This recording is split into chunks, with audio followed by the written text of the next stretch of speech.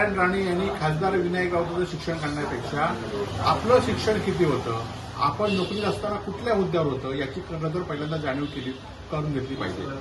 खरं तर विनायक राऊत हे 2 वेळा या मतदारसंघातल्या असलेल्या परंपरेला, जी परंपरा नागपै प्राध्यापक मरुदंड होते, सुरेश प्रभू यांनी दिली आहे, त्या परंपरेचा 2 वेळा निवडून आले आणि लोकसभेमध्ये घेतलेल्या चर्चेमध्ये अनेक चर्चेमध्ये भाग घेतलेला आहे.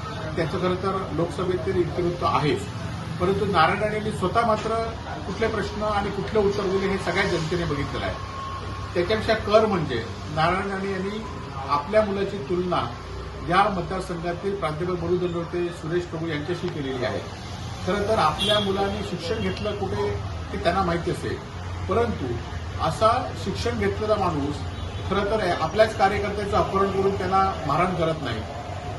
असा शिक्षण घेतलेला माणूस आपल्या कार्यकर्त्यांना आवारच्या भाषेने बोलत नाही, किंवा असा शिक्षण घेतलेला माणूस भाषण करताना,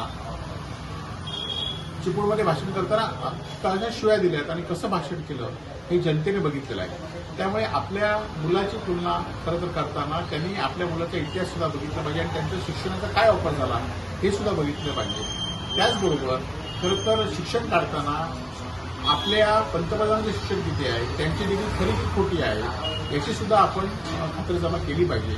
आणि त्यामुळे खरं तर आपल्या मुलाची तुलना इतर लोकांबरोबर करताना खरं तर राणेंनी आपल्या मुलाचा इतिहास आणि आपला इतिहास सुद्धा पाहावा एवढीच त्यांना विनंती आहे.